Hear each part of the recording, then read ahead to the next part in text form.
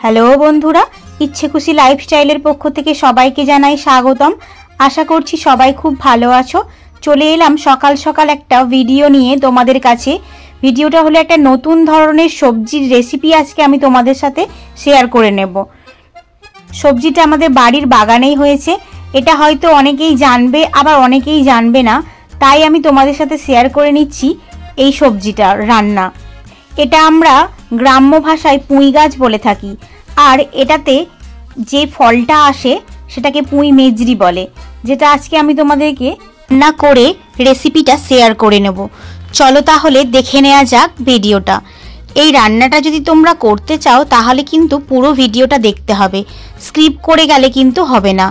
বাড়ির বাগানেই পেয়ে গিয়েছিলাম পুঁই মেজরিগুলো, খুব একটা বেশি কষ্ট করতে হয়নি। চলো তাহলে দেখে নিই।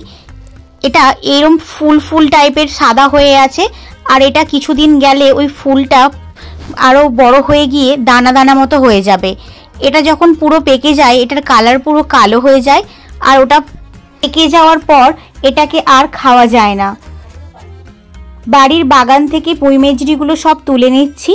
এইবার আমি এগুলোকে ছোট ছোট কুচি করে কেটে নিয়ে রেসিপিটা বানাবো। প্রথমেই আমি এগুলোকে ভালো করে ধুয়ে নিচ্ছি। ভালো করে ধুয়ে নিয়ে খুব ছোট্ট ছোট্ট কুচি কুচি করে কেটে নেব। এটা দারুণ স্বাদের খেতে হয়। যারা খেয়ে দেখেছো তারা তো নিশ্চয়ই জানবে, আর যারা খাওনি তারা অবশ্যই একবার ট্রাই করবে। এটা খেতে দারুণ স্বাদের হয়। এটা কোনো সবজির মতো খেতে হয় না, একটু ভিন্ন ধরনেরই খেতে হয়।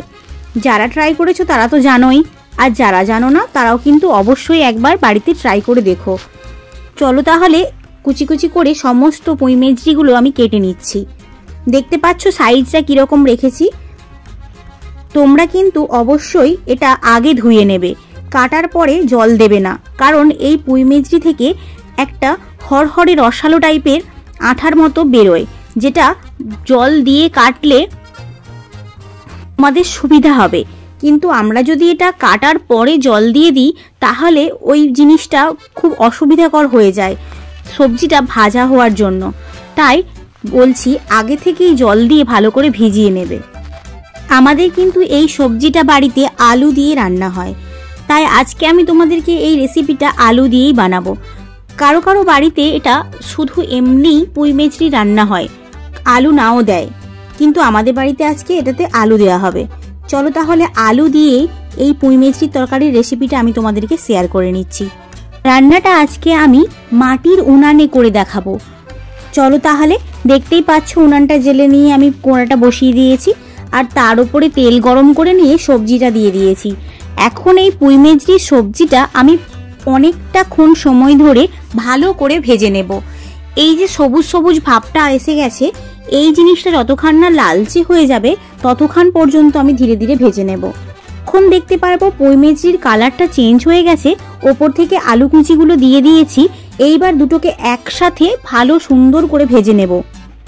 এই রান্নাটা অনেক অল্প আঁচে করতে হবে, আর ধীরে ধীরে করতে হবে, যাতে কোনো রকমভাবে পুড়ে জ্বলে না যায়, আর জিনিসটা তাড়াতাড়ি চট করে লাল না হয়ে যায়। একদম সিদ্ধ করে করে নিয়ে আমি ভালো করে ভেজেছি। কিন্তু সবজিটা ভাজার পর কড়াই অল্প করে তেল দিয়েছি, তাতে 5 ফোড়ন আর কাঁচা লঙ্কার সাথে পেঁয়াজ আমি ভালো করে ভেজে নিচ্ছি। পেঁয়াজগুলো ভালো করে লালচে হয়ে ভাজা হয়ে গেলে ওপর থেকে বাটা মশলা আমি দিয়ে দিচ্ছি। বাটা মশলা বলতে এখানে আদা আর জিরে আমি নিয়েছি, আর তার সাথে একটু লঙ্কা গুঁড়ো আর হলুদ গুঁড়ো দিয়ে ভালো করে কষিয়ে নিয়ে জল দিয়ে দিয়েছি। এইবার ওপর থেকে ভেজে রাখা সবজিটা অ্যাড করে দিলাম। এইবার ভালো করে কষিয়ে নিয়ে অল্প করে পরিমাণ মতো নুন দিয়ে ভালো করে কষিয়ে নিচ্ছি। আমি কিন্তু প্রথমেই জল ব্যবহার করব না, আস্তে আস্তে আঁচ খাইয়ে খাইয়ে এটা আমি ভালো করে নেড়ে নিচ্ছি। পরিমাণ জল দিয়ে নাড়িয়ে চাড়িয়ে নিলেই রেডি হয়ে যাবে আমাদের পুঁই মেজরির সবজি। চলো তাহলে টেস্ট করে দেখা যাক এবার। ভিডিওটা কেমন লাগলো অবশ্যই কমেন্ট করে জানাবে।